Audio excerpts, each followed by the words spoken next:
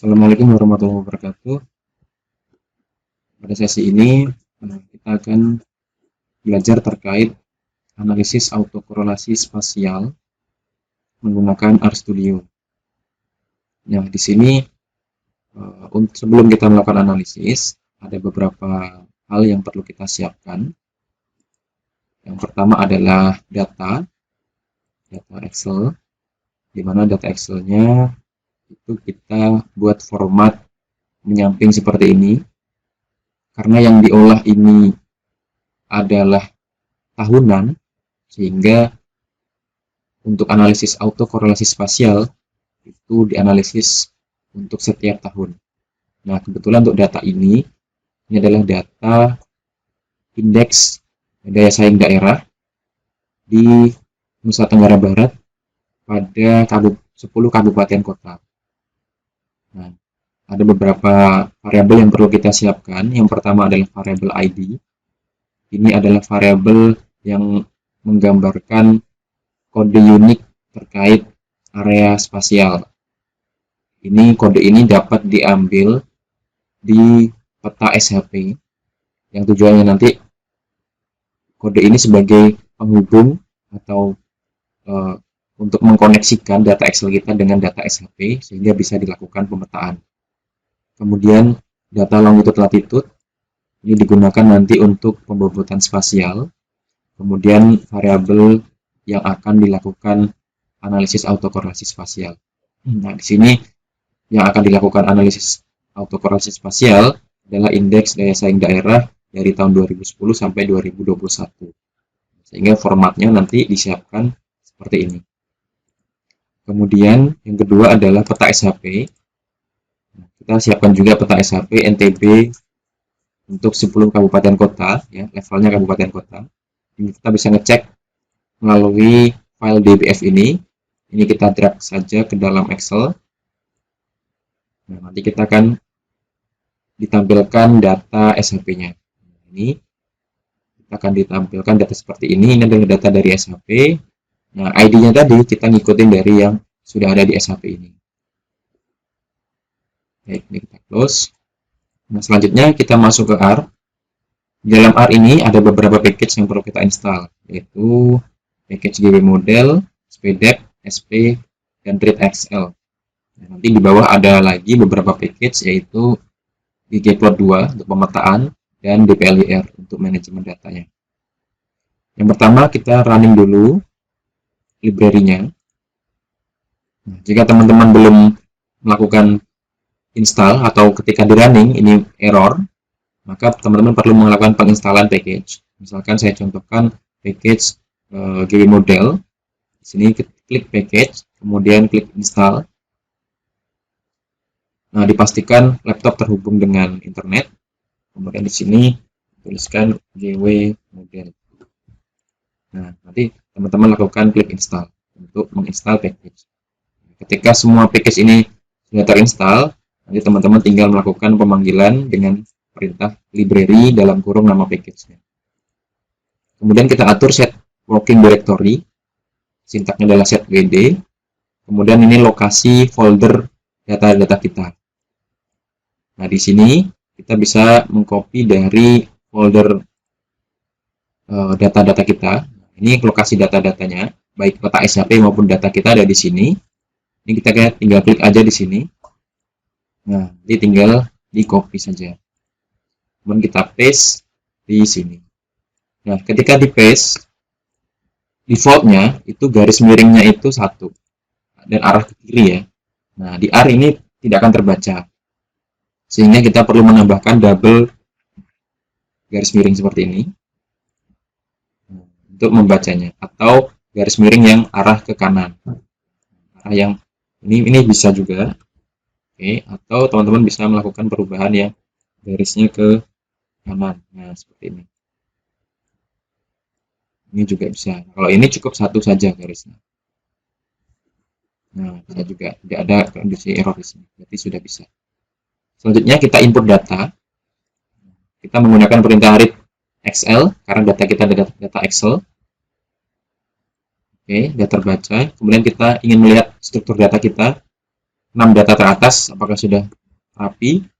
Oke, ini sudah rapi, berarti siap kita olah. Nah, selanjutnya kita lakukan pemisahan data. Nah, karena data kita data tahunan, kita akan melakukan running analisisnya itu per variabel data. Sehingga kita perlu memisahkan. Nah, di sini perintah untuk memisahkan. Ini data 2010. Perintahnya adalah data, yaitu ini data frame kita namanya data.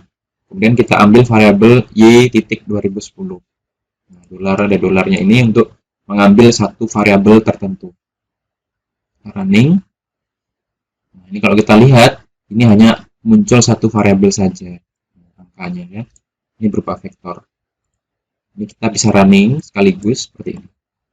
Oke, nah sekarang data kita sudah terpisah sesuai dengan nama data yang sudah kita definisikan ini. Selanjutnya kita ambil nilai longitude-latitude dengan perintah cbind, kita gabungkan data long dan data latitude-nya. Oke, kita namai namanya longlat. Nah, ini kita mengecek berapa baris, harusnya ada 10. Nah, ini benar 10. Kemudian, nah di sini saya memberikan opsional, ada beberapa metode pembobotan yang bisa kita gunakan. Yang pertama pembobot seperjarak, pembobot KNN, kemudian pembobot fungsi kernel, ini sebagai alternatif terakhir, dan pembobot contiguity. Nah, pembobot contiguity ini juga ada batasan, di mana area data kita itu tidak boleh data yang terpisah laut. Karena nanti akan ditemukannya tidak ada tetangga. Nah, jadi dia tidak akan bisa membaca ketetanggaan, karena terpisah laut. Nah, ini terbatas untuk daerah-daerah yang memang berbatasan di darat saja. Misalkan di daerah Jawa Tengah atau enggak Jawa Barat, nah itu bisa. Karena areanya antar kabupaten kota itu berbatasan di darat. Bukan daerah kepulauan. Nah, ini kita coba satu-satu. Yang pertama, kita lakukan pembobot seperjarak. Nah, ini kita buat W1. W1 adalah seperjarak dari longlat. Longlat ini yang dari hasil longitude latitude tadi. Kemudian kita transformasi dari matriks ke list W ke dalam model pembobot spasial. Ini stylenya W.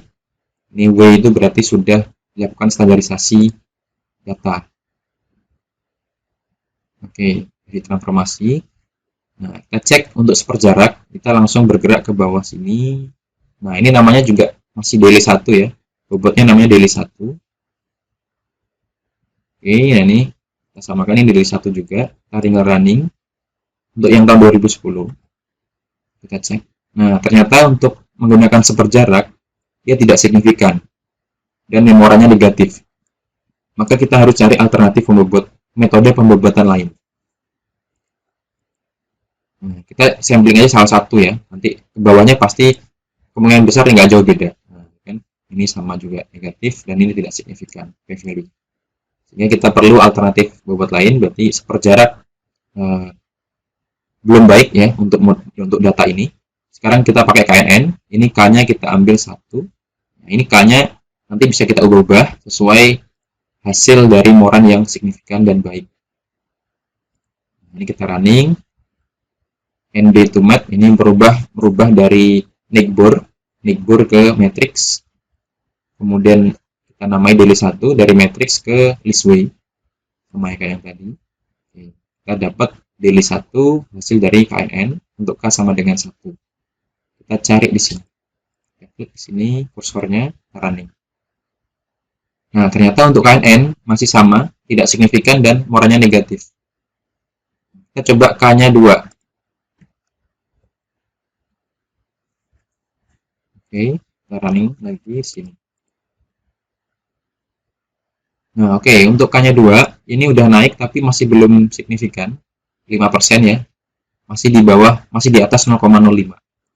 Morannya udah mulai positif. Nah, kita cek lagi K-nya 3.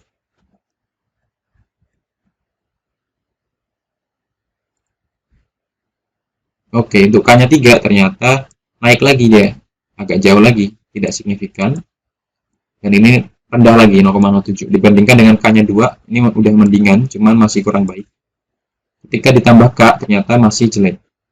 tambah turun ya, kualitasnya. Kita coba sekali lagi. Ya, ternyata K4 dia memberikan error karena lokasinya terlalu sedikit. Sehingga kalau K-nya 4 akan banyak daerah yang tetangganya sedikit.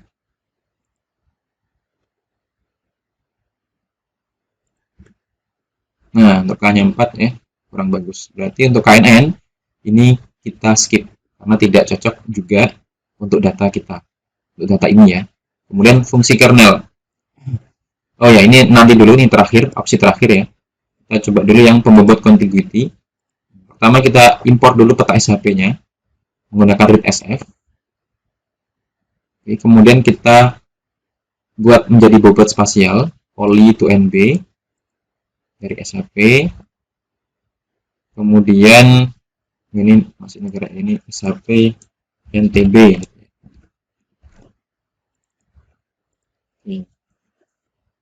Oke. Kemudian kita dari poly to NB to mat. Nah, ini kita buat ke dalam bentuk matrix bobotnya. Oke, kemudian dari matrix ke listway. Ini kita namai daily 1 ya, supaya bisa kita coba sama. Oke, udah running. Kita coba di sini. Oke, ternyata dengan menggunakan contiguity juga masih sama, kurang bagus. Ini moranya tidak signifikan dan indeks moranya bernilai negatif.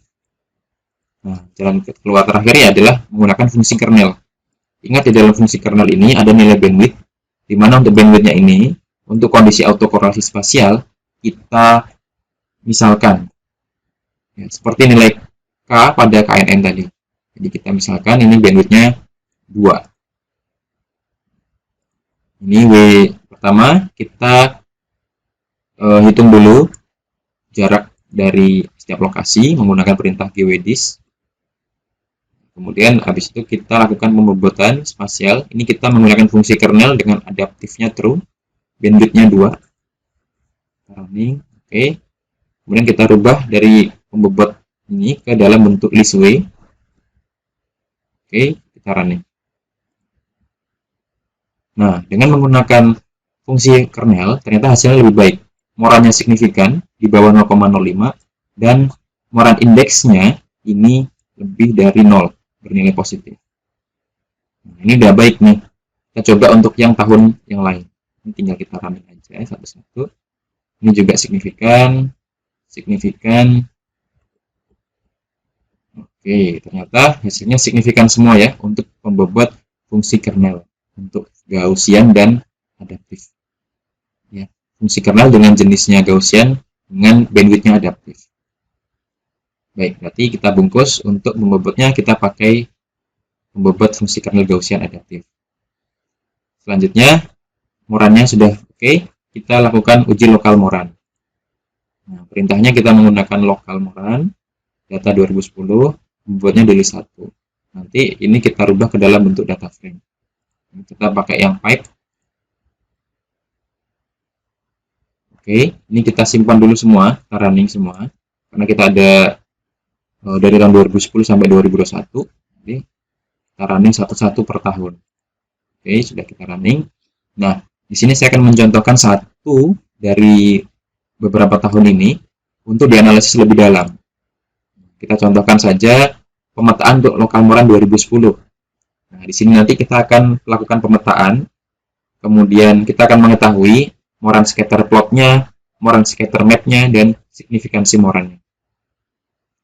Oke, yang pertama kita lakukan scale data, transformasi data ke bentuk data normalitas. Ini kita scale data, kemudian kita rubah ke dalam bentuk vektor. Ini kita simpan di data ya. Nah, ini data kita awalnya seperti ini, data asli ya. Kemudian kita akan menambahkan variabel baru namanya scale data 10. Isinya adalah hasil transformasi dari data kemudian dibuat dalam bentuk vektor. Running saja. Kemudian kita lakukan spatial lag, kita buat spatial lag-nya, kita tambahkan lagi variabel baru namanya lag data 10. Nah, ini kita transformasi lag dengan pembuatan spasial yang fungsi kernel Gaussian tadi dari data hasil transformasi. Kemudian sudah kita tambahkan variabel baru lagi, quad-sig 10. Isinya nanti adalah lokasi kuadran, ya, high, low, high-low, atau low-high. Ini karena belum teranalisis, kita buat siapkan dulu rumahnya, variabelnya namanya quad-sig 10. Ini NA isinya masih kosong. Nah, kita coba cek datanya. Oke, kita cek di sini. Nah, ini data kita tadi. Di belakangnya akan muncul variabel-variabel yang sudah kita tambahkan. Scale data, lag data, sama quad-sig-nya masih NA. Nah, ini nanti akan kita isi di sintaks selanjutnya. Oke, di sini data. Di sini kita lakukan data scale ya, dari data scale. Jika dia lebih dari 0, lebih dari sama dengan 0, dan data lag-nya lebih dari sama dengan 0 juga. Ya, ini lebih dari sama dengan 0 semua untuk scale dan lag-nya. Maka dia masuk dalam kuadran high yang nantinya akan masuk di variabel quad-sig 10. Kita running. Kalau yang low, ini kondisinya adalah ketika data scale kurang dari sama dengan 0 dan data lag-nya juga kurang dari sama dengan 0, maka akan masuk di variabel quad-sig 10 dengan kondisi low. Oke, yang ini data scale lebih dari sama dengan 10, data lag kurang dari sama dengan 10 dengan kondisi quad-sig masuk dalam quad-sig 10 dan kondisinya high-low. Nah, ini juga sama nih seterusnya ya. Oke, kita lihat data kita sekarang. Paling ujung otomatis akan menambahkan. Nah, ini kan sudah tertambahkan posisi kuadrannya. Kemudian Moran scatter dasar, Moran scatter plotnya, ini kita akan buat. Ini kita running dulu nih. Oke, kita buat Moran scatter plotnya. Oh, gambarnya terlalu marginal kecil. Oke. Nah, sini kita lihat Moran scatter plot. Nah, sebenarnya ini adalah dasar kita menentukan tadi posisi kuadran. Tadi kita menyebut ada kuadran high ya. High itu kondisinya ketika data scale lebih dari sama dengan 0, data lag lebih dari sama dengan 0. Dia posisinya di sini. Data scale itu adalah data yang variabel sumbu X, ya. Ketika sumbu X-nya lebih dari sama dengan 0, berarti kan kondisi di kanan ini. Kemudian untuk yang lag-nya ini sumbu Y, ketika lebih dari sama dengan 0, berarti dia di bagian atas. Nah, berarti kanan dan atas otomatis ini adalah kuadran 1. Atau disebutnya high. Di mana high ini menginterpretasikan ketika kondisi variabel Y-nya tadi itu tinggi, maka akan dikelilingi oleh daerah-daerah di sekitarnya yang memiliki variabel Y yang tinggi juga. Ini namanya kondisi high. Oke, selanjutnya kita masuk ke menghitung signifikansi. Nah, ini tadi kan kita sudah nentuin quad-sig-nya. Sekarang kita nentuin signifikan tidaknya. Sebenarnya kita dari nilai p-value yang sudah ada. P-value-nya itu ada di dalam Elmoran 10. Nah, ini. Elmoran 10 ini kalau kita lihat running, nah, di dalamnya itu sebenarnya ada nilai p-value-nya. Nah, ini. Ini yang kita ambil, kita bandingkan dengan alpha 0,05. Ini kita ambil, makanya di sini kita tambahkan lagi variabel baru di dalam data kita, namanya data variabel 610. Oke, kita running. Nanti kita akan menambah sendiri. Nah, ini isinya NA. Nanti data itu akan diisi oleh Elmoran dari p-value. Kita ambil p-value. Jika dia kurang dari sama dengan 5, maka akan masuk di dalam sig 10, yaitu signifikan. Jika p-value-nya kurang lebih dari 0,05, masuk dalam variabel sig 10, isinya tidak signifikan. Kita lihat ya. Nah, ini ya, udah muncul. Selanjutnya, Elmoran 10. Ini juga kita tambahkan di Elmoran 110-nya yang di sini. Nah, ini karena output murni dari R, kita nanti akan simpan di dalam Excel. Nah, bentuknya CSV ya. Oke, nah kalau kita running di sini, ini akan nambah lagi variabel baru, namanya sig10 dengan kondisi signifikan dan tidaknya. Kemudian kita write tabel ya, write tabel ini untuk menyimpan ke dalam folder data kita. Yang akan kita simpan apa? Data frame Elmoran 110 dengan nama filenya adalah localmoran 2010, ekstensinya .csv. Nah, ini kita running. Nanti otomatis akan muncul di folder kita. Nah, ini. Ya, ini update ya 646. Oke. Selanjutnya, kita akan melakukan pemetaan. Nanti finalnya sih sebenarnya di sini ya. Kondisi untuk analisis spasial itu ujung-ujungnya adalah lakukan visualisasi data untuk memudahkan interpretasinya. Nah, selanjutnya kita lakukan pemetaan Moran scatter plot. Ini kita running dulu ggplotnya. Nah, kita panggil dulu peta SHP-nya. Namanya SHP negara. Oke, ini adalah SHP Provinsi NTB, 10 kabupaten kota. Kemudian kita gabungkan menggunakan ini, kita running dulu dplyr, kemudian gabung SHP-nya tadi, kita menggunakan perintah left join. Yang akan kita gabung adalah SHP negara dengan data by ID ya. Oke, kita cek gabung negara itu seperti apa sih kondisi datanya. Nah, dia adalah gabungan dari data SHP tadi yang ini aja, ditambahkan dengan data Excel kita tadi yang udah kita olah. Nah, yang akan kita petakan adalah kondisi kuadran signifikansinya ini, kondisi kuadrannya dengan signifikansi dari kuadran. Ini yang akan kita petakan. Oke. Ini kita running.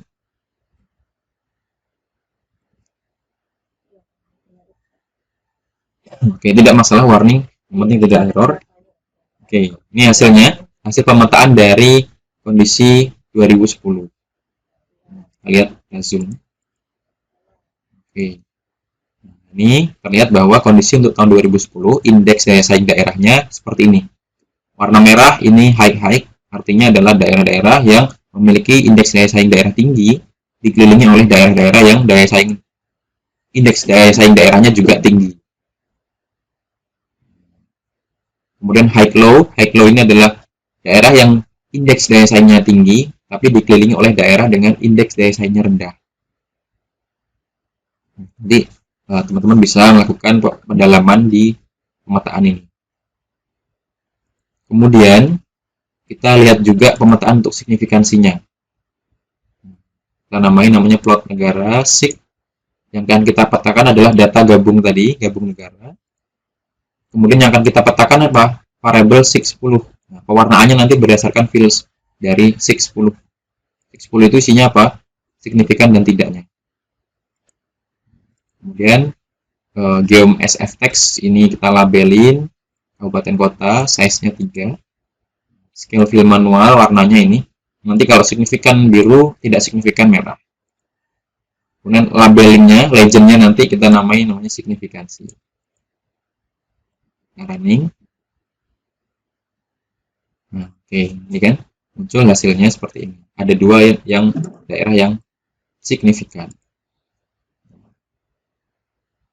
Oke, dari sini kita akan bisa melihat bahwa daerah-daerah yang signifikan itu adalah Lombok Timur dan Sumbawa Barat. Artinya kondisi daerah ini, ketika daerah ini, kita cek dulu kondisinya, daerah ini pada titik berapa. Nah, Sumbawa Barat dan Lombok Timur ya tadi ya, itu berada di high dan signifikan. Artinya, untuk Sumbawa Barat ini memiliki pengaruh yang signifikan terhadap daerah-daerah di sekitarnya dalam peningkatan indeks daya saing daerahnya. Dan juga Lombok Timur ini juga memiliki signifikansi ya terhadap indeks daya saing daerah di daerah-daerah sekitarnya. Oke. Nah, yang lainnya adalah sama prosesnya, melakukan pemetaan dari high, kemudian nanti daerah signifikansi. Baik, demikian hasil untuk analisis autokorelasi spasial menggunakan RStudio. Terima kasih. Wassalamualaikum warahmatullahi wabarakatuh.